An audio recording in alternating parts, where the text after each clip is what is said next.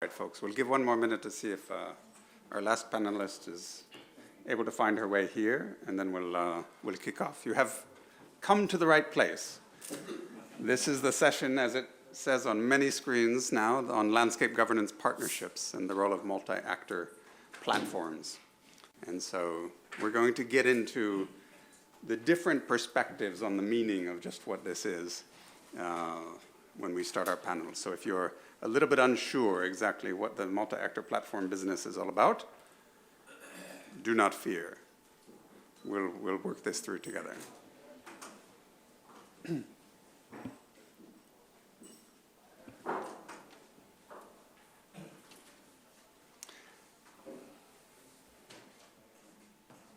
Please come around towards the middle, not the ends, so that we can have a bit of a conversation. This is really meant to be a dialogue session. Yes. If there are still seats available, find your ways so a little bit more towards the group here. This is our panel that is set up. Let's go ahead and kick off. I'm sure Swapna will find her way here shortly. My name is Blake Ratner. I am the lead and founder of an organization called Collaborating for Resilience, or CORE. We are a design partner for this convening, and that means we've supported the basic, concept and structure of this event, including this interplay between the larger plenary events and these more detailed deep dive dialogue sessions that we're going into. And this is one that we hope to be particularly revealing because of the diversity of perspectives we have around the question of how to make this connection that we were hearing about in this morning's plenary of Samaj Saka Bazaar. And in particular, to pick up on the challenge that Arun Maira was presenting about building this kind of middle level to connect between the voice of community leaders and more broadly of citizens and the societal objectives that government is aiming to pursue, right? What is it that can help us to connect these together in a way that is democratic, inclusive, but also leads to action, and that brings in the private sector in a way that is equitable as well and responds to the broader society needs, not only the needs of the profit motive. So that's the theme we're going to get into as we jump into this conversation. I'm joined by a really diverse and very well-informed set of panelists who will bring some very different perspectives on the questions of how to build these connections under the frame that we're calling multi-actor platforms. Yeah? But before we jump into introducing the panelists and their perspectives, we'd like to kick off with a short video that FES has produced that explains a little bit of what this concept means and its importance. Yeah? Let's go ahead and share that to start with. Thank you.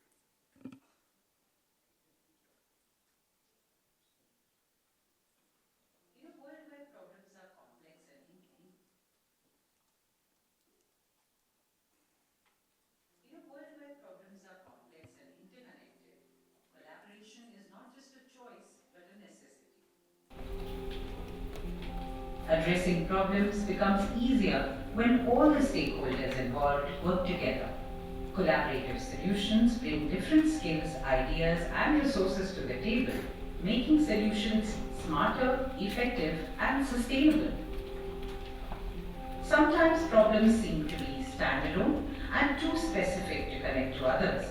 But here's a quick example to understand how they are connected. Poverty reduces people's access to basic education, which can adversely impact their income and employment opportunities. This in turn impacts their health and overall well-being.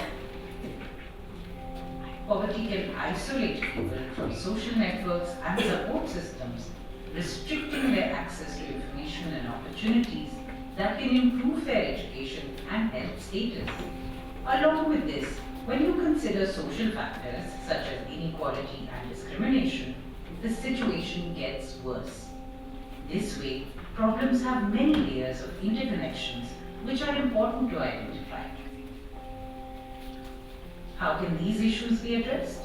It is necessary for diverse stakeholders at different levels to join hands and work together, which include community institutions, government departments, local administration, civil society, etc. To enable such collaboration, it is critical to bring people together on a common platform, to identify common challenges, discuss possible solutions, and achieve shared goals. The scope of the challenges can be as specific as lack of access to primary healthcare and school dropouts, or broader in scope, such as falling agricultural yields and climate change. Based on the issue to be addressed, the combination of stakeholders coming together can vary. Each of them contributes to the solution based on their strengths, which can vary from local knowledge to demystified data, information and technology, and from capacity building to liaising and advocacy. It is about driving teamwork on a larger scale, where the combined efforts of many can achieve more than what one individual or group can do alone. This is what a multi-actor platform or MAP is. MAPs can develop at different levels of engagement, right from the grassroots level in the form of a federation of villages, or to broader ones at the block, district or national levels, and sometimes even beyond. Most often, a MAP is formed to address clearly defined challenges or problems. However, the scope of engagement may change over time to include other interconnected problems or to prioritize key action areas.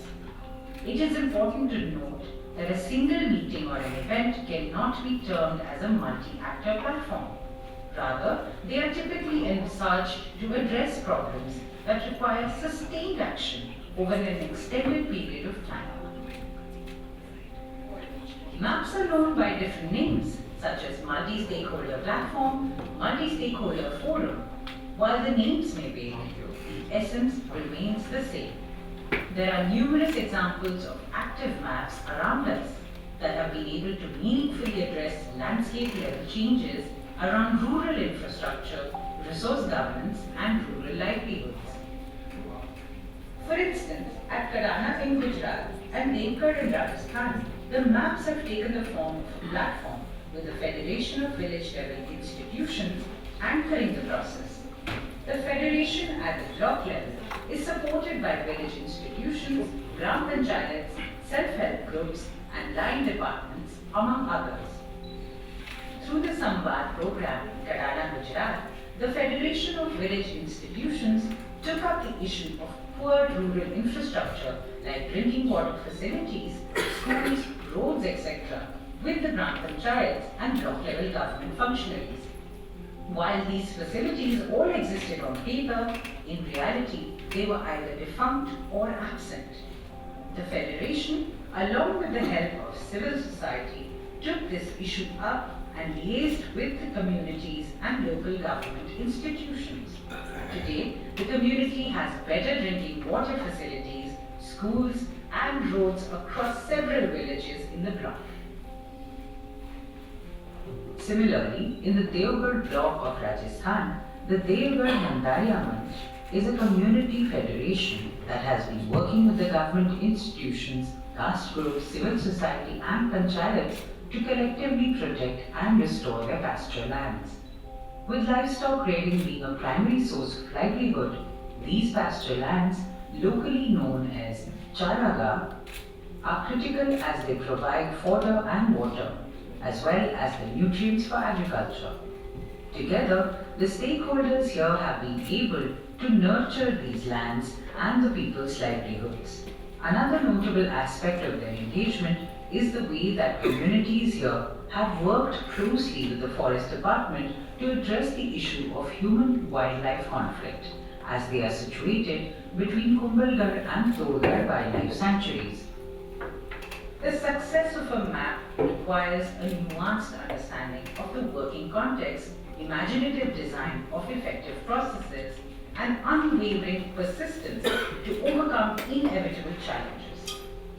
While the execution of a map is not easy, investing in it is a powerful means to foster trust-based relationships and solidify the system's commitment to collectively face difficult challenges.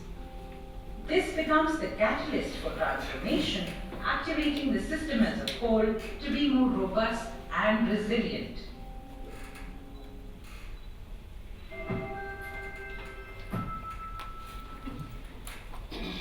Great. So that gives one perspective, right, on the role of multi-actor platforms, and particularly at the landscape scale, and particularly with a focus on the commons, on natural resources, and their relationship to local livelihoods. But that's not the only level at which multi-actor platforms can be developed and applied, or the sorts of outcomes that they can lead to. And so, as we turn to each of the panelists here, we're going to hear a little bit about their particular experiences with multi-actor platforms, whether they call them that or not, right? Whether they call them network building or multi-stakeholder processes or coalitions or collaborations. We want to hear, what is it that was the purpose of this kind of collaboration building or platform building that you have been taking part in? And what have been the outcomes? Right? And in particular, building on this theme of Samaj Sabka Bazaar, to what extent have these outcomes led to changes in behavior in terms of the role and the actions of government, of civil society, and of market actors? Okay? So we want to hear just in a few minutes each from each of our panelists, and I'll introduce them as I ask them to speak rather than all at once. So I'm going to begin on my most left here with Akshay Rungta, who is the leader of DOAB and is an NGO that is working around freshwater ecosystems and much more. But tell us a little bit from your perspective about these questions, purpose and outcomes for the sorts of multi-actor platforms you've been engaging with. Thanks. Yeah. Hi, I'm Akshay. I'm sort of speaking on behalf of my friends from the Alliance for Conserving Freshwater Ecosystems, and many of them are in the room here. So I think somebody gentleman on the first day said, if I say I, please hear us. मैं कहूँगा तो हम सुनिएगा. So I just want to echo that sentiment and idea. So yeah, I think the idea of the purpose of doing this, the Alliance for Conserving Freshwater Ecosystems, is just thinking about the idea of, if you have to conserve something as complex as a freshwater ecosystem, you need to bring multiple actors together. It's not going to happen. There is no single actor who brings every required point of view or discipline together in one, and so it naturally requires you to bring a certain interdisciplinary, multidisciplinary point of view. And also what we've realized over the last few years of trying to do this is that it has to happen at multiple scales. So the way that the Alliance is evolving is sort of structured right now is that the Alliance works at a national scale, but the more important unit of action is the regional collective. And here, what we define as the landscape becomes very important. So not looking at administrative boundaries, but looking at the right sub-basin scale or when you come into certain regions, even a sub-basin defined by a river system might not be the correct one. So really working with actors in that landscape to define what is the right unit and scale for it. So it's one of those things like trying to find the Goldilocks sort of thing of, is it too small a landscape, too large? And so one of the landscapes where we started work, and some of my friends from the Upper Bhima collective are here as well. And Upper Bhima is a sub-basin in Maharashtra. So the major cities are Pune, Solapur. And here over the last 1.5 years, we brought a bunch of actors who are experts and work in that region and represent different kinds of expertise to do a shared conservation action planning exercise. And through that conservation action planning exercise, the group sort of built trust, built an idea of how their work connects with each other and looking at the whole ecosystem. So looking at upstream, downstream issues, urban, rural, and what's exciting for us, the moment that we are in with the Upper Bhima collective right now is that the collective is driving the conservation action plan into specific conservation action projects, and will be culminating in this format of a sort of 1.5-day conference set up in Pune, where we invite various kinds of actors, so potential funders, potential collaborators, academics and government actors to be able to understand this work that's been done, take on this mindset also of looking at the whole sub-basin together, and kind of then put their support forward, collaborate to actually make those conservation action projects happen. And for us as the Alliance, two things. One is we see our role as being of service to the regional collective. So what are the expertise required? What are the resources required? Maybe certain tools or technology that can be developed, that can be used in that context. And the other thing is to kind of learn from the Upper Bhima collective, document that and share it in other sub-basins to kick that off. And so one of the places where that's potentially going to start very soon is the Papagani Basin with FES's team based in Chintamani, and there are 2 or 3 more conversations going on like that. And I think I'll just end with one last bit. I think a large part of at least our role, as if I say Doab or Uloy, has been to kind of think about how exactly that connective tissue is built. How are we holding space to build that trust, to have those conversations, and to hold that connection so that it doesn't become an event-to-event sort of collective, but really what happens in between convenings and how is action sort of pushed forward. And that's something that we're trying to, we're learning, evolving, and yeah, I'm again just representing the Alliance's point of view here. Okay, thank you.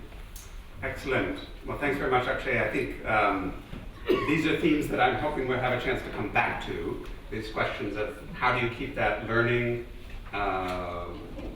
going, that connecting between these initiatives, what you call the regional collectives, and how do you sustain it over time, including amidst the obstacles that no doubt emerge as you do that work. One of the things that you'll see now as we hear from other panelists is we're going to be moving through different commons systems. And so our next stop is from the rivers to the sea. And so the next panelist that we have is Madhuri Mondal from Dakshin, which focuses on coastal and marine communities. And Madhuri is the head of the Sea Change Initiative. What are your thoughts about the role of multi-actor platforms and the outcomes that you've been able to achieve so far? Thanks, Blake. As Blake mentioned, I'll be representing the voices of the coastal and marine ecosystems and mainly the experiences of working in these spaces from my colleagues in Dakshin Foundation over years. So I'll be talking about a couple of experiments of trying to form and having platforms and what our current efforts are. So coastal and marine ecosystems, as other commons are, I mean, there is a specific context and it's very complex because we have multiple actors with different agendas, very conflicting interests and constantly evolving spaces with both the social and ecological dynamics changing over time.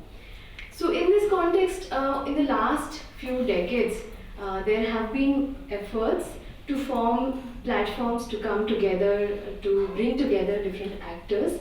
And some of these, and I would like to share our experiences from being a part of these efforts and the agendas which brought people together and the outcomes. So one of this is Orissa Marine Resource Conservation Consortium, which was formed in 2004. It was to bring sea turtle conservation and fishers, small-scale fishers together and to focus on their issues, because at that time through a legislation was passed where turtle conservation and there was ban on fishing for in the near shore for fishers, and that led to a kind of antagonized environment between the fishers and the turtle conservationists. So fisher unions, Orissa traditional fish worker unions of different districts, and then sea turtle biologists, CSOs, NGOs came together, also media. They came together to form this platform called OMRCC, and the agenda was to look at both turtle conservation and the concerns of the small-scale fishers. And this platform was active for around 4 years. Slowly the momentum fizzled down, but that the agenda of this platform was to bring awareness of these issues, and they did research, documentation of the small-scale fishing practices, the concerns. They also did a lot of environmental campaigns related to ports and policies which were coming in that area. Something like the Dhamra port was proposed around that time, and also brought the concerns of the fishers around. So small-scale fishers were actually allowed, so the knowledge of legislation was not clear. So capacity building of fishers, capacity building of unions was done through this platform. So this was one of the examples where we have seen how the coalition between the collaboration between small-scale fishers, fisher unions and NGOs and CSOs was quite effective to highlight the issues in that region. So it was a state-level multi-actor platform, and this slowly helped to highlight the issues to the government. The government was not a part of this consortium, but it sort of eventually led to a dialogue between the government agencies and the unions and fishers. Similarly, in that around 2007-8, there was one, so National Fish Workers Forum.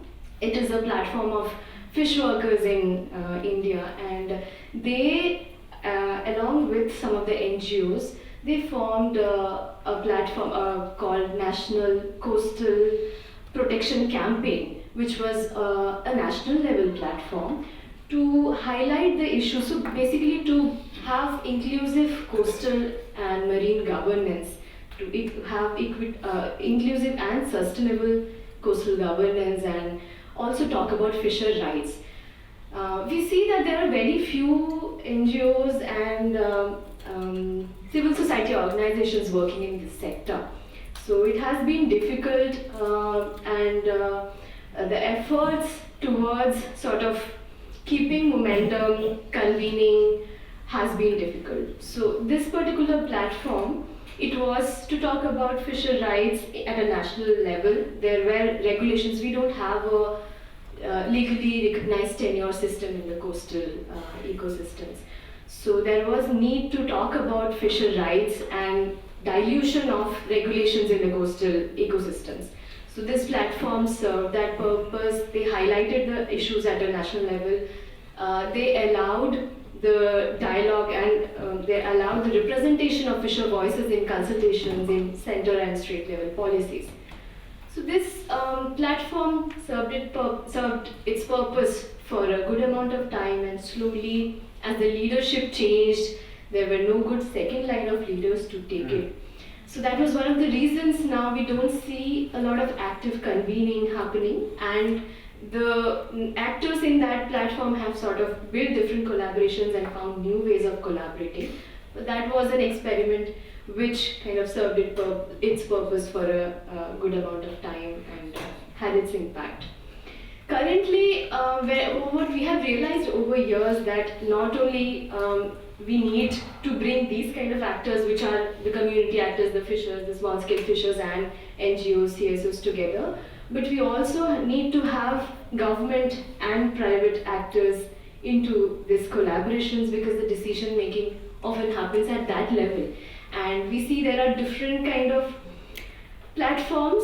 So government in Andamans, I'll take an example of what is happening in Andamans currently. The government has active meetings and there are different actors called for that meetings, and then fishers are a separate group.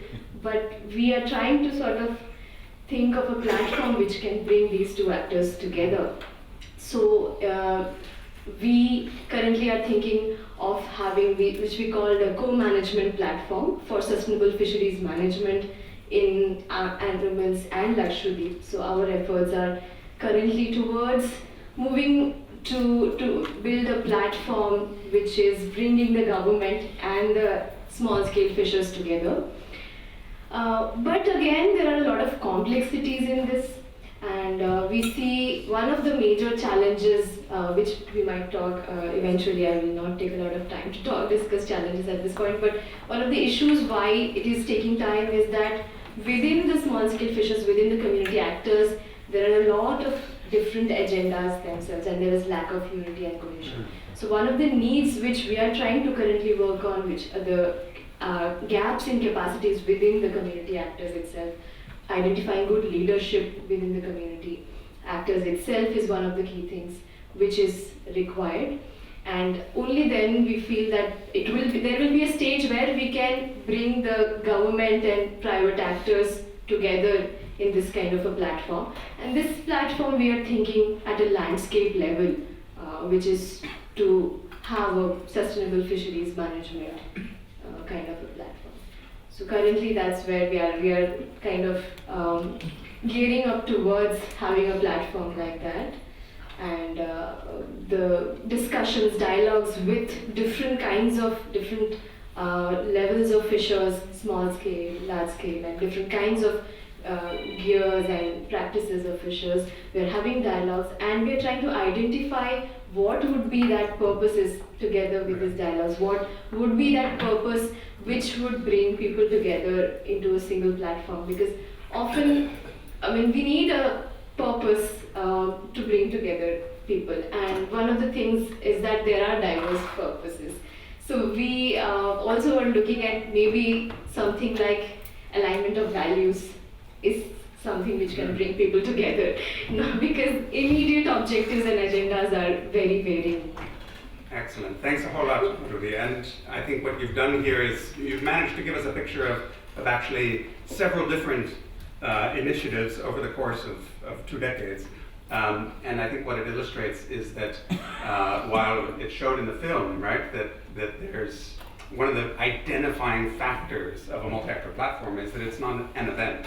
It's a sustained, network relationship that endures over time, but it doesn't necessarily endure forever, right? And there may well be instances where it makes sense that it's there for several years and it served its purpose. I just want to notice as well, I'm conscious that as the room fills up, I apologize that there are so many who are behind or in far corners. This is far from an ideal space for this kind of collaborative discussion, but we do want to be able to invite people's perspectives and questions and comments in, because I know there's a lot of experience around the room on these very issues. So just keep in mind, we'll try to make that happen. Now, my next task is to move on to Swapna Sarangi, who is with FES and has worked for many years in Odisha, but has the role of also leading FES efforts around gender diversity and inclusion. But Swapna, as we move to a context I'm sure you'll speak about, at least in some respects, the work with forest communities, I think it would be really interesting to hear how that differs from the examples you've heard so far in terms of purpose and in terms of the outcomes that you've been able to achieve at different levels, including the policy. Yeah, thank you. So, in the context of Samaj Sarkar Bazar discussion, I don't think collaboration or joining hands with multiple actors is anymore a choice for the people on the part of the Samaj side, because Bazar has a economic power and Sarkar has a political power. The weakest one is Samaj, and unless you build up more power there, it will not be in a position to interact with other two. So I think for us as an organization, we have realized it long back that it is a necessary strategy to be in place where we move truly from I to we. We don't really, because the kind of issues that we are working on say forest conservation or pasture conservation or any common resource conservation, it is the resource nature itself is common, because everybody and anybody has access to it, and every actor has a piece of interest to it. So we can't really say that we will work as one entity or one agency or one community that we'll work with and not look at the others.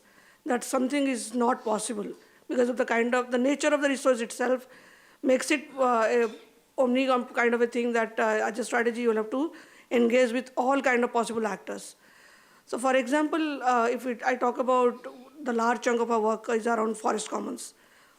So if I talk about forest commons and I talk about how community gets a ownership or some kind of a tenural rights over this resource, that involves a lot of other actors.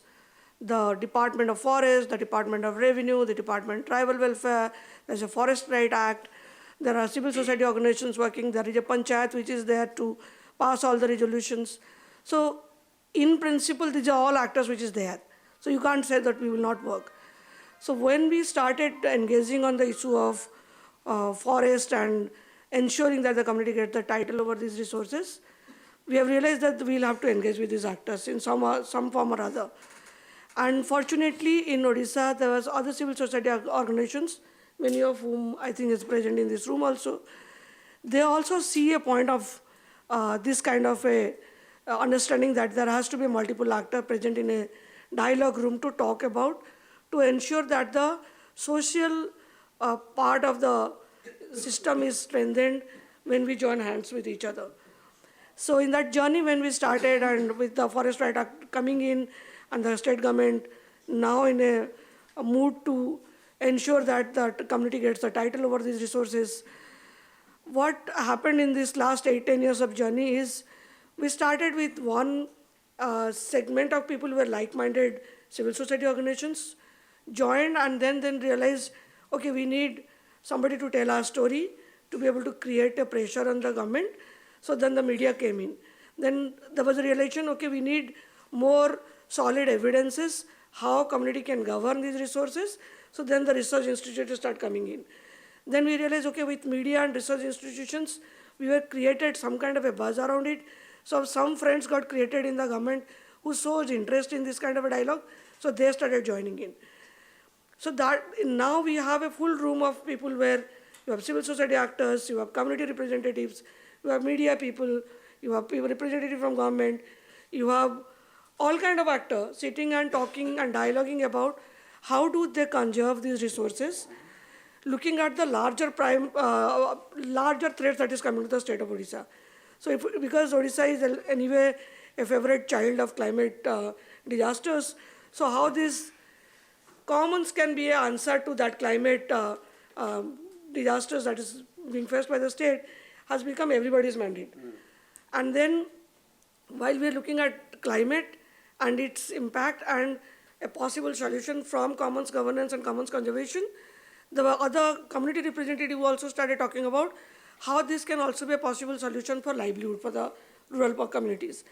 So if you see the larger vision for which they work, the vision states that securing commons for climate resilient actions and livelihood.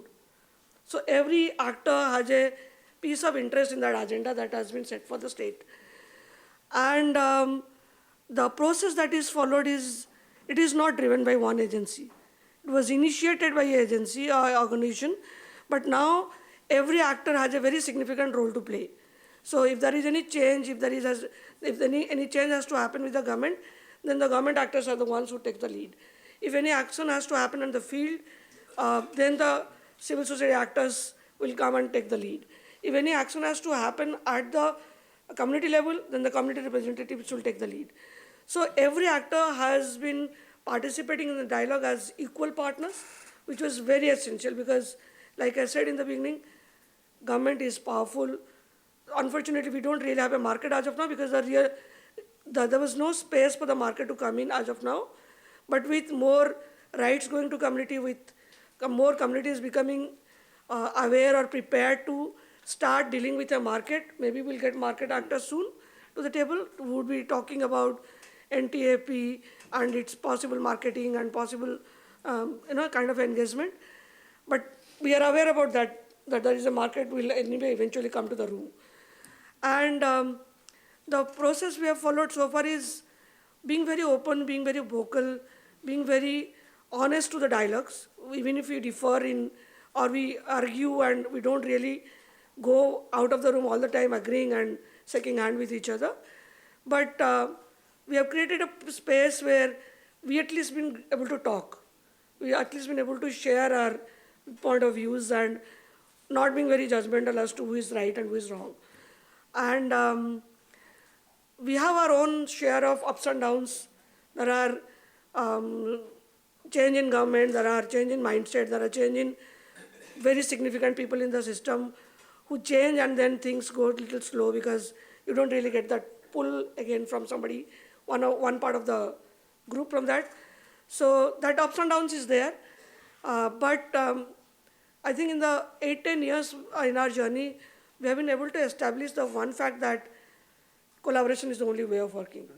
That thing has at least been got established. And I think COVID gave us that opportunity where we started realizing how important every actor in that room is. When you needed people to work on a war footing kind of a thing, you actually had friends on the ground. So the government realized these community interactions that they had an opportunity to do here was able to take their messaging to the community, the last mile kind of a thing. So that also is a time when every actor saw the importance of all the other actors in that room and how they need to then work together. So as a collaboration, what we have been able to now do is, I guess at the impact level, agreeing that the government agrees to the mindset, the agenda, part of the agenda, and coming up with a state program where they're now trying and making an effort to make Odisha as the first state in the country to become FRA compliant. So all kind of individual rights, community rights, habitat rights, everything will be settled in a time-bound manner. There have been financial allocation that has been made by the state government, and community-based organizations, civil society organizations has been onboarded in that process. And through many other actors on the ground, this process is going on, and maybe in next 1 year or 2 years, we will be able to reach to the agenda that we have set for that. We will become a FRA compliant state by giving titles to all the deserving communities. And then we will start working on how do we build economic opportunity on those kind of things, bringing in more actors to the room. I'll stop here with that experience. Excellent. Thanks a whole lot, Swapna. And I think it's important to just recognize how big of a change that is. When you say FRA compliant for the whole state of Odisha, that's about securing tenure rights for millions forest-dependent peoples. That's really quite an important goal. And I was struck in your comments around the way that you described building allies, you know, the role of the media, the role of research and so forth, and being able to get to that point where you're having that kind of influence with government policy making and implementation. But also, I was struck, I think, by, in a sense, the way you talked about the expanding narrative that is necessary to get attention to the Commons agenda, in this case, through the multi-actor platform work, linking together questions around climate, economy, environment, and so forth. All right, we're going to move on. Our next panelist is Pamela Gupta, who's the anchor of the National Coalition for Natural Farming. And clearly, as a national coalition, you're going to tell us about the work of platform building at a different scale as well.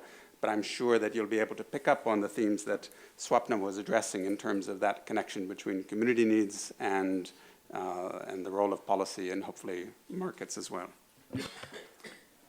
Thank you. So, yeah, friends, my English is not very good, so I will speak in Hindi also. So, National Coalition in Natural Farming is a multi-stake platform which around 4 years back formed with in a context of where this whole climate, environmental crisis, farmers' stress, and the most important consumer nutritional security aspects. So this multi-stake coalition represent largely by the civil society. We have okay. तो 500 से ज़्यादा civil society member हैं और उसके अलावा जो government और media और डिफरेंट यूनिवर्सिटी इंस्टीट्यूशंस इसके साथ शामिल हैं. और जो हमारा जो मुख्य जो एजेंडा है कि पूरे भारत में कैसे एग्रोइकोलॉजी का एक मूवमेंट बिल्ड हो. एग्रोइकोलॉजी का मूवमेंट बिल्ड होना क्योंकि जो पॉलिसी कॉन्टेक्स्ट है उसमें इतना और जो डिफरेंट जो समाज, सरकार, बाज़ार की जो स्थिति है उसमें इतना आसान काम नहीं है. हर लोग अपने अपने स्तर पर कोशिश कर रहे हैं. तो हम लोग अलग अलग स्तर पर इसके ऊपर काम करते हैं, from working with the grass root institutions to state level coalition building and national level the platform which again to create a kind of different kind of narrative research evidences where government consider to develop a kind of proper scheme and programs which can be largely impact at ground level. तो हमें इसमें सफलता भी मिली है. अभी recently अगर आप देखें तो गवर्नमेंट ने जो एक need based bio input resource centre का प्रोग्राम लॉन्च किया है. इसके अलावा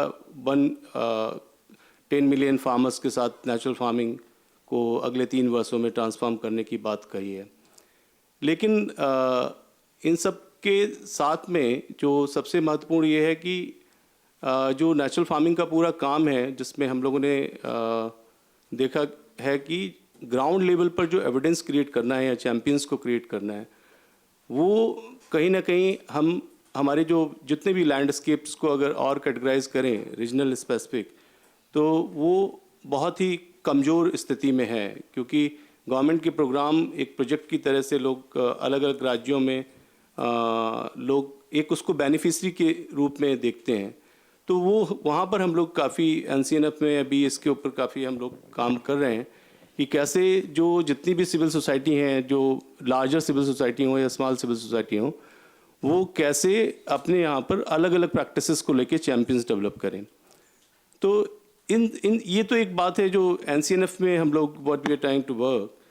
लेकिन अगर आप देखें कि जो मेरे दिमाग में जो कल से जो मैं समझ रहा हूँ और आज के मॉर्निंग पैनल जो डिस्कशंस था उसमें कंज्यूमर्स को लेकर जो बात कही गई है, तो मैं ये कहता हूँ कि अगर क्रॉपिंग सिस्टम अगर चेंज हो जाता है तो सिर्फ फार्मर्स नहीं, जो मार्केट है, लोकल इंडस्ट्री है, जो वैल्यू चेन है, वो भी सफ़र करती है।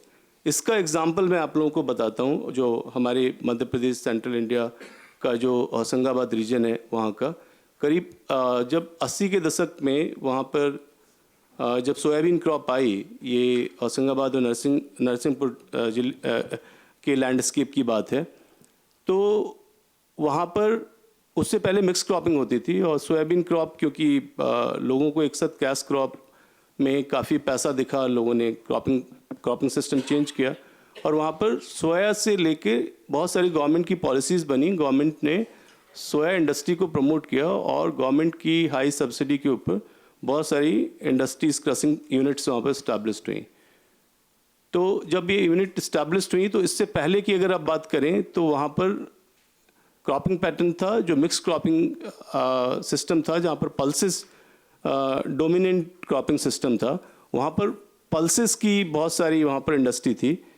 तो अगर आप देखें तो मध्य प्रदेश का गाडरवाड़ा, बनखेड़ी, पिपरिया, ये this region known for the pulses production and the pulses processing unit, which was the traditional processing unit, and number processing unit थी। तो जब ये सोयाबीन आई 80-90 के दशक में, वहाँ पर क्रॉपिंग पैटर्न चेंज हुआ, तो ये पूरा का पूरा जो पल्सेस की जो इंडस्ट्री थी वो अंडर यूटिलाइज हो गई, जो उसकी क्रशिंग जो पावर थी। उसके बाद क्या हुआ कि अभी पिछले 10 सालों में फिर क्योंकि जो भी क्लाइमेटिक कंडीशंस हैं या जो फार्मर्स ने जो प्रैक्टिसेस जो सोयाबीन को लेकर उन्होंने प्रॉपर अडॉप्ट नहीं की, क्योंकि जो हम पूरा जो लैंडस्केप रिस्टोरेशन चैलेंजेस हैं, जो कि अगर कोलैबोरेटिव इंटरनल जो समाज के अंदर संवाद नहीं है, जिसके ऊपर हम लोग बात भी कर रहे हैं, तो क्या इफ़ेक्ट होता है, वो मेरी ऑब्जर्वेशन है। तो सोयाबीन क्रॉपिंग पैटर्न जो था, बेस क्रॉपिंग पैटर्न, अभी वो भी ख़त्म हो गया वहाँ पर। तो जो सोयाब इंडस्ट्री है वो भी पूरी तरह से ख़त्म हो गई। अब क्या आ गया, पैडी आ गया। तो पैडी बेस्ड पैडी बेस्ड वहाँ पर अगर आप देखें पिपरिया, गाडरवाड़ा में अभी बहुत ज़्यादा बासमती राइस वहाँ पर होता है और बासमती राइस की वहाँ पर प्रोसेसर्स बहुत सारे वहाँ पर आ गए। तो सोयाबीन इंडस्ट्री भी वहाँ पर सफ़र हुई। तो अब उसके बाद और एक अभी रिसेंटली 4 साल में वहाँ पर जो मूंग है, समर मूंग भी आई है, उसके साथ में बहुत सारा पेस्टिसाइड उस पूरे लैंडस्केप में उसका यूज़ भी बढ़ा है, समर मूंग, क्योंकि वो खरीफ और रबी के बीच की क्रॉप है। तो अगर आप देखें पूरे इस लैंडस्केप को, चैलेंजेस को, अगर इंटरकनेक्टेडनेस जो है वहाँ पर अगर इंडस्ट्री और सरकार और जो प्रोड्यूसर है हमारे फार्मर्स, उनके साथ में अगर नहीं है, तो उसका चैलेंज ये है कि इंडस्ट्री भी सफ़र करती है और गवर्नमेंट जो हाई सब्सिडी है इंडस्ट्री को प्रमोट करने के लिए वो भी सफ़र करता है और फार्मर भी सफ़र करता है, क्योंकि फार्मर की जो सबसे इम्पॉर्टेंट है जो लैंड है, सॉइल हेल्थ का बहुत ही पैथेटिक कंडीशन में डे बाय डे वहाँ पर जा रही है। तो इन सब चीज़ों को लेकर एनसीएनएफ में भी हम लोग we are reflecting and we are discussing to create kind of model which where we can engage multiple stakeholder at regional level। तो अभी हम लोग एक बुंदेलखंड की एक डिस्ट्रिक्ट में वहाँ पर जो हम लोग काम कर रहे हैं, तो वहाँ पर कुछ हम लोग पूरे डिस्ट्रिक्ट में हम लोग एक model landscape food system transformation को लेकर हम लोग प्लान कर रहे हैं। उसमें हम सभी एक्टर्स जितने हैं उन सभी एक्टर्स को एंगेज करने का प्रयास कर रहे हैं और वो प्रयास हमारा प्लानिंग लेवल से स्टार्ट हो जाता है, क्योंकि अगर आप देखें कि वहाँ पर जितनी भी सिविल सोसाइटीज़ हैं, वहाँ पर फार्मर्स प्रोड्यूसर ऑर्गेनाइजेशंस हैं, कम्युनिटी बेस्ड इंस्टीट्यूशंस हैं या मार्केट रिलेटेड एजेंसीज़ हैं, गवर्नमेंट सिस्टम है, हम सबकी भागीदारी के साथ में एक लॉन्ग टर्म उस लैंडस्केप का क्या प्लान हो सकता है, जहाँ पर जो फूड सिस्टम ट्रांसफॉर्मेशन होगा वो नेचुरल फार्मिंग या एग्रोइकोलॉजी बेस्ड ट्रांसफॉर्मेशन ही होगा, लेकिन उसके साथ में जितने इन्वायरमेंट और इकोनॉमिक और सोशल जो इंडिकेटर्स हैं, उनके इंटरकनेक्टेड इशूज़ और अभी करंट जो भी प्लेयर्स हैं, उन सबको इंगेज करके हम लोग बनाकर उस काम को करने वाले हैं। तो मैं अपनी बात यहीं I am stopping here and I will prefer to give the specific answer based on the questions. Thank you. Great. Thanks very much, Pramel. And before we open it up to hear from experiences of others, just one last example to share. And I think we're lucky to have Damshil Ganvir here because you're coming from the background of the Indian Forest Service, so with the government perspective from Chhattisgarh, but also working on a multi-actor basis through partnership with Common Land, an international initiative that focuses very much on these questions of how to build and sustain landscape partnerships over the long term. So again, your perspective on the purpose and the outcomes of this effort. Thank you, Blake, and thanks all the organizers for inviting me for this panel discussion. So I'm sharing my experiences from Bastar, where I was posted as the director of Kangir Valley National Park. And then now I'm working as a director of Jungle Safari in Naya Raipur, Chhattisgarh.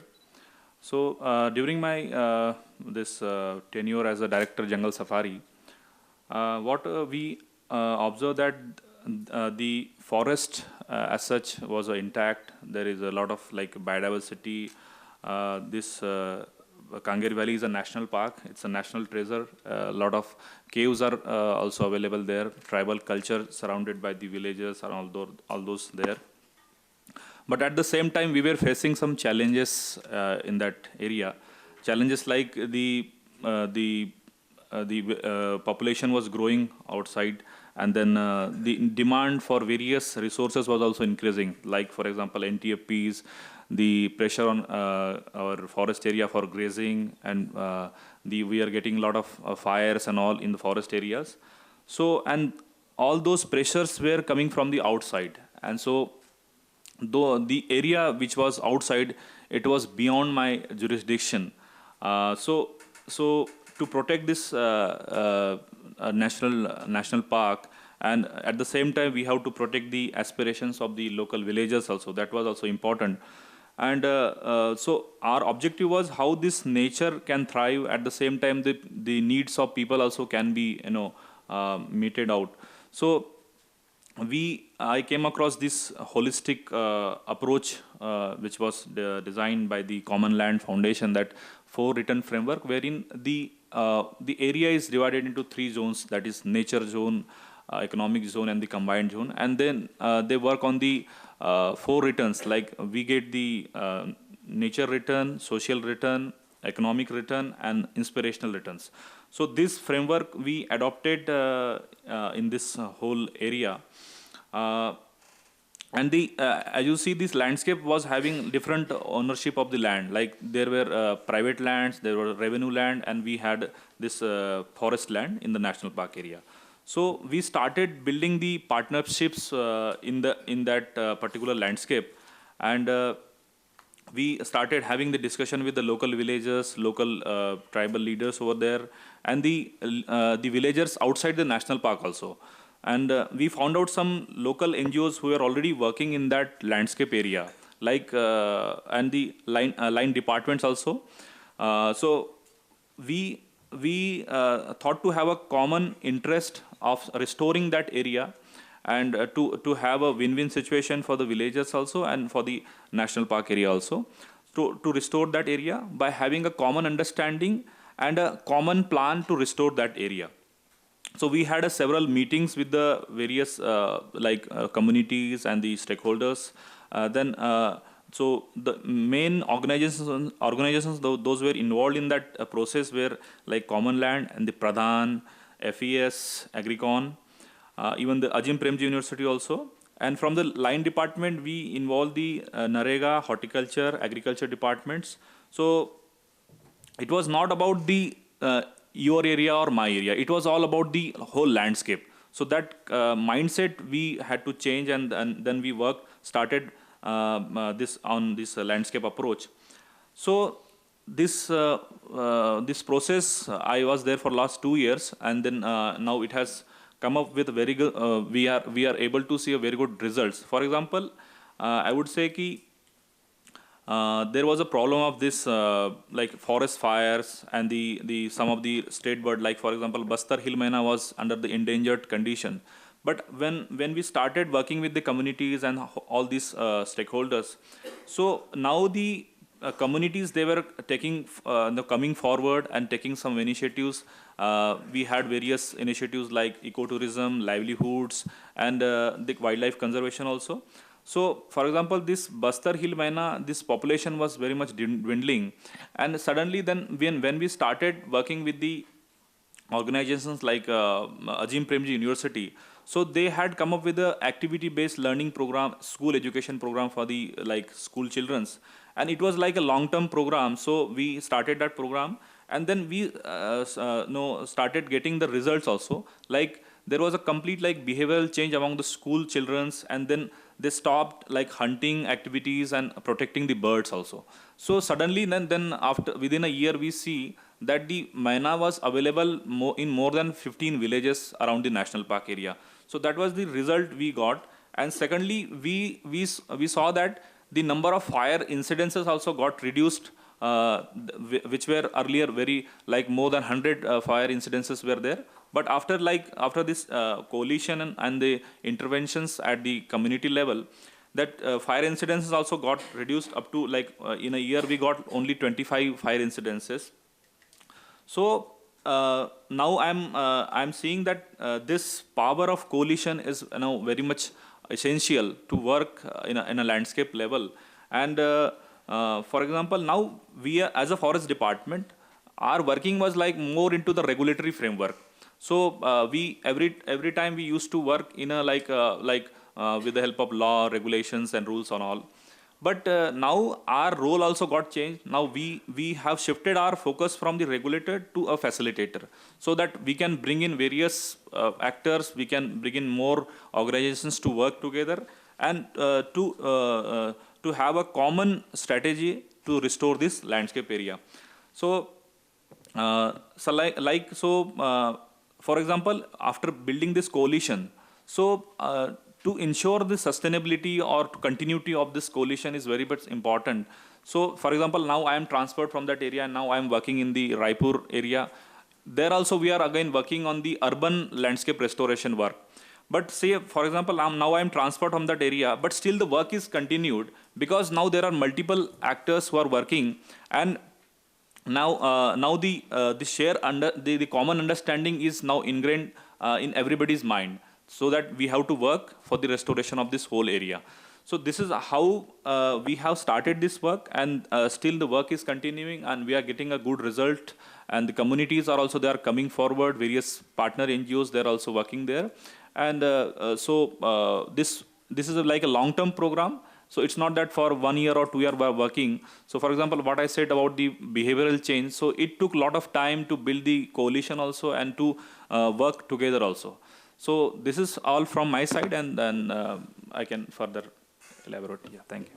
Excellent, thanks very much. I was struck by a few of the words you used around the power of coalition, around the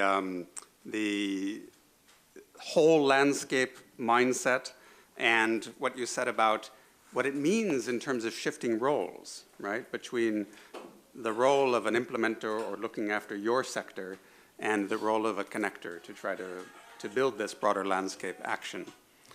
Okay, so I promised a chance to open things up. I think officially lunch begins at 1, is it? But we did get a bit of a late start from the morning, so I hope you'll allow me to go over a few minutes. I'm just going to switch places here. Okay, I really don't like having my backs to so many people, though you can't avoid it at all for the whole room. But we've heard about 5 diverse experiences. We've heard about some of the successes that have come up with that, working at different scales, from block level, from district level, state level, and the national level networks as well. We've heard about different systems, right, working in around park conservation, around forests, around farming systems, food transformation you spoke about, around coastal systems and freshwater. So connecting all of these are some common challenges that speak to what we heard this morning around the context of Samaj Sakka Bazaar. And I just want to give a chance to hear a bit, if we have a chance for a few in the room, to hear just very briefly what your experience has been around building platforms or sustained coalitions, and if any of what you have heard today connects to the sorts of challenges that you have faced. Anybody who would like to take up that opportunity? Please. If you have, you can come close to a mic. There's one down there, close to you. Thank you. Please Hi, everyone. Introduce yourself. Yeah. My name is Krishna and I work with Samarth. As Damshilji just mentioned, I am also part of the Common Land facilitated the CHIRP Coalition, Central Highlands Restoration Program. Samarth is one of the implementing partners, but in a different geography. It is in the Kabirdham district area of this Chhattisgarh. So there in the Bodla block, what Damshilji just mentioned, the landscape is divided into 3 different zones: the natural, the combined, and the economic. Samarth works in the natural and the combined zone. And the entire landscape restoration approach is the whole process through which we are engaged in that landscape. And coming to coalitions, couple of things when we were we are still the whole journey of the coalition is going on. Some of the things which we realized, I'm so sorry I have my back towards you. So some of the things which we realized, early on was, do we look at coalition as a value or as a strategy, or a combination of both? And all 3, if we take this, where do we start from? So if we look at it as a value, then the strategies which we will evolve as a coalition will flow from that value, So these were some of the conversations and discourses that we were taking up. Another thing which we also experienced and learned over the period of time. So the coalition in Kabirdham has been working since 2020, 19 if I'm not wrong. So one of the things which we realized that unless and until we collaborate, converge with the entire government, different departments that are working in that landscape, and how do we work together, what are the spaces? And Damshilji rightly pointed out, the natural zone, that entire zone is, the forest department is the biggest stakeholder there, and rightly so, because that entire area is the buffer zone of the Kanha National Park, Achanak Marg Tiger Reserve, so it's a very sensitive area. So how do we work along with different government departments, and just not the forest department, but also other departments like the agriculture department, the horticulture, the fisheries department, because the communities that are living in that landscape are the Baga communities. The Bagas are a particularly vulnerable tribal group, along with other tribal groups like the Gonds. So, so taking all this complexity into consideration, the coalition is slowly moving towards bringing different actors, different stakeholders, with one more realization that government is the biggest stakeholder, biggest investor. So we have to get the government mechanism, government system in the table to discuss different things. We as CSOs have play a part of facilitating that entire space of creating the coalition, creating the spaces for dialogues, disagreements, conversations, and finding spaces where we can find solutions. How do we move along with the different regulatory frameworks? Because as I mentioned, that area has 3 protected areas in that region, along with a huge interdependency of the communities there over the natural resources, along with different departments having their own different programs, So meandering through all this complexity is something which a coalition has the opportunity to bring into that space. I'll stop here. Thank you. Thanks very much. You've given us a different metaphor there about meandering through complexity. I think that if we think back to what I mentioned at the beginning, right, that these are different ways of making that connect that we heard in the morning panel that Arun Mairo was referring to. That intermediate level, right, that connects the community concerns and the broader societal challenges that government is meant to address, but often needs some pushing and nudging and support to get there. Before we close, was there anybody else in the room who'd like to share a thought about what works to address that challenge? In the back, please. If you could step forward to a microphone.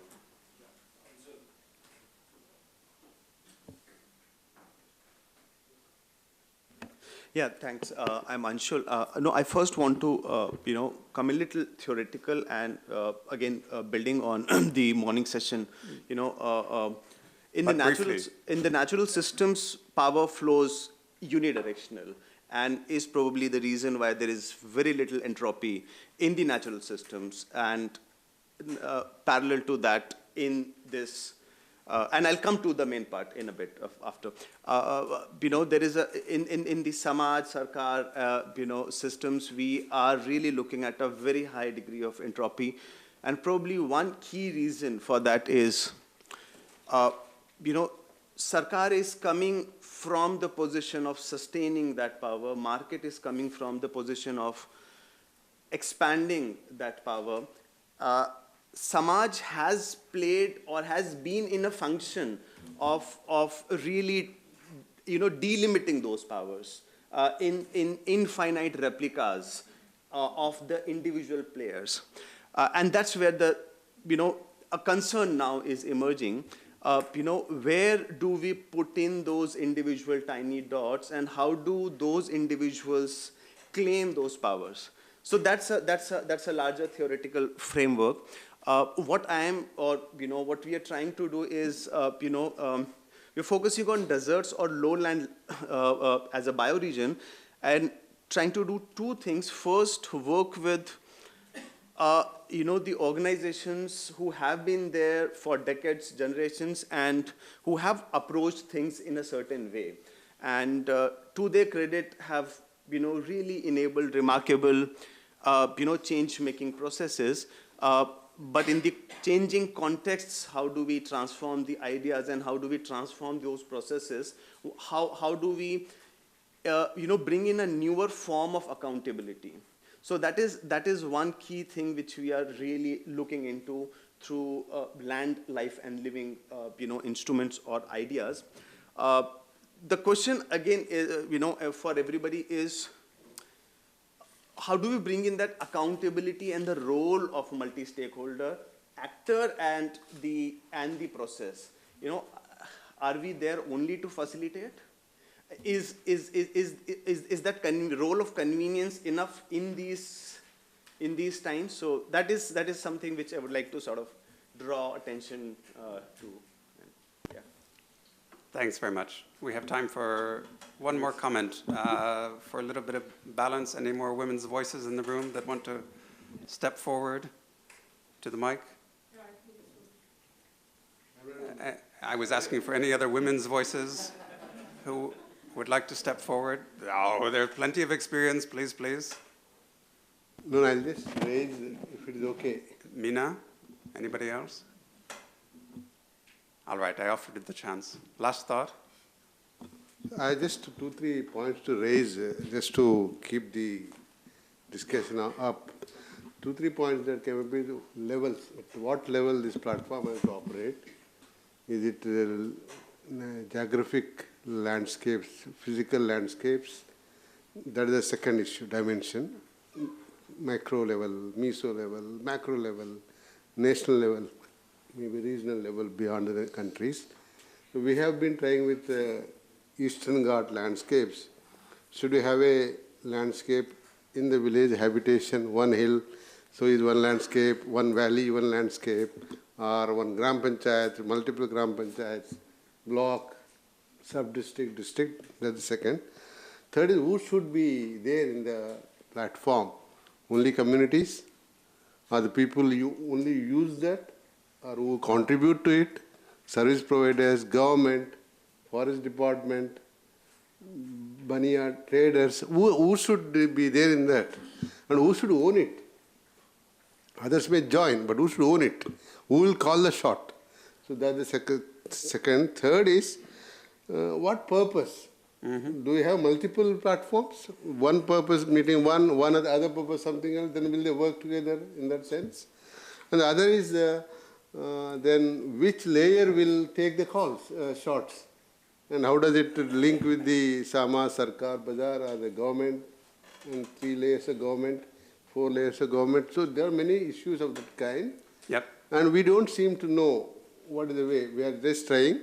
And we tried with Eastern Guard, then we tried with National Coalition, then we tried with variety of things. And purpose changes the platform, service changes the platform, trade changes the platform. We tried with, let us say, certification. So when you say this area, if you come, you can buy anything, it is certified already. So that's another method. So we don't know. I'm just saying all these questions are there. I think we need to evolve a framework for platforms that may be useful in the long run. A framework for platforms. Well, let me let you in on a secret that is not a secret to many of these gathered in the room, which is that indeed many of us are in the midst of not only evolving a framework or comparing across multiple frameworks, but building a sustained community of practice to link together these different experiences. Yeah? And so when you refer to a framework, you have on the screen here 4 elements that have emerged from an analysis around quite a few of these efforts in the past that I think are worth mentioning as we bring this conversation to a close for now. The first is that a platform should address a challenge of public importance and concern. And as we've heard, there are many different areas of focus, right? From coastal resilience to protected areas to farming systems and much more. And that question of how big of a purpose, how broad it should be, how narrow it should be, is a strategic choice. And when you say, well, we don't know, I would actually counter that in suggesting that among the broad experiences around the room and around the country, and indeed internationally, there's a lot that we know about, let's say, the art and the science of building these types of multi-actor platforms and coalitions and collaborative action networks. The second element there is around convening groups that represent different sectors of society, and that's in different words saying the Samaj Sarkar Bazaar concept. And each of the examples that we've heard from today also points to some way of achieving that, right, at different scales. The third element is around, indeed, linking actors across scales of decision-making. And we've also heard quite a few examples about not only the importance, but about some of the successes. Swapna spoke to the success in Orissa, for example, around not only getting interest in advancing the forest rights agenda, but getting commitment and getting budgetary allocations. There was mention around the resources of government that are so important. Getting these sorts of practical actions that can lead to the sorts of progress in local livelihoods and in ecosystem regeneration that we're all interested in working for. The last element there is about representing a sustained effort over time. These platforms are not events. They are actually organizational efforts that need nurturing. And that's why we have such an interest in seeing how can we support each other to share experience about just how to nurture that. You know, we've heard about examples that as Madhuri mentioned, that had a certain life and then faded away. We've heard about examples that are relatively new. And throughout all of these, the similar questions arise. Well, beyond getting interest in something that people really care about, how do you make sure that that effort is sustained in a way that is demonstrating its value by actually achieving progress. And then how do you measure that progress? Because a multi-actor platform is not planting trees. A multi-actor platform is not, nurturing the habitat for wildlife, for example. But a multi-actor platform is somehow influencing the actions of these actors across these different sectors of society, of civil society, of government, of markets. And so we have to find ways to measure and document that influence so that there's an opportunity to invest in these that is recognized, right? That government invests in these efforts because it is a way of keeping the promise of local democratization that the Indian government has made a commitment to, that philanthropy and that CSR and others are investing in these efforts because they have value. And for that, we have to be able to build up the evidence. And so if any are interested in joining in this sort of network of exchange and learning, this community of practice around multi-actor platforms, then if you can just pick up your hand, if you're already part of this network, if you're in FES, if you're with my colleagues with CORE, with Dakshin, with Pradhan, with others that have been involved in this exchange and learning so far, if you could just raise your hand a second so people can see you, because there's Karen in the back, Apurva is here, and others. Madhuri's been part of this, Swapna is there, Damshil. So let one of us know if you're interested in joining in this kind of exchange in the future, all right? Because this is something that is itself a commons, a community of practice about how to do this good work. Others are raising their hands as well. So please let us know as we break now for lunch so that we can just make sure that we've got your names and can send out the invitation to continue this exchange. Because today was not meant to be conclusive. Today was meant to perk the interest, to say, oh, maybe I'm working on something that I haven't called that, but there's an opportunity to share experience and to learn with others, because this is work that is very, very necessary. Thanks very much for joining, and I hope you'll join in this effort and give a hand to all of those who shared their experiences today.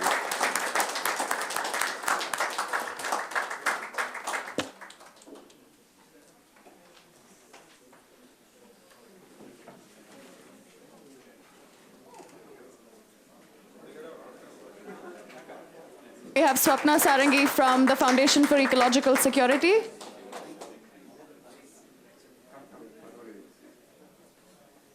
We thank also Madhuri Mondal from Dakshin Foundation.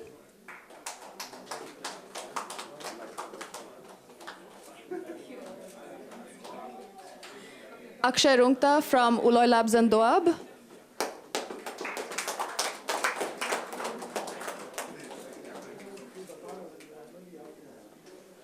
Pramil Kumar Gupta from the National Coalition for Natural Farming.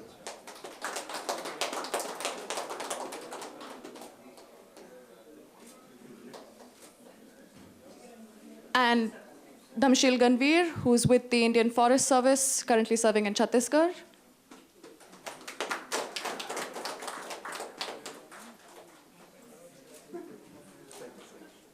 All right, thank you so much, everyone.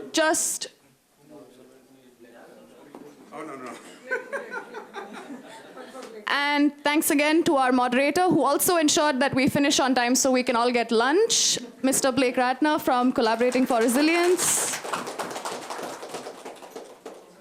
All right, thank you so much for joining us, everyone. Just one last note again, for those of you who would like to join this exciting community of practice, please do find me or my colleague Karen over there in the blue kurta, who just held up her hand, so we can make a note of your details. Thank you so much, everyone. Thank you.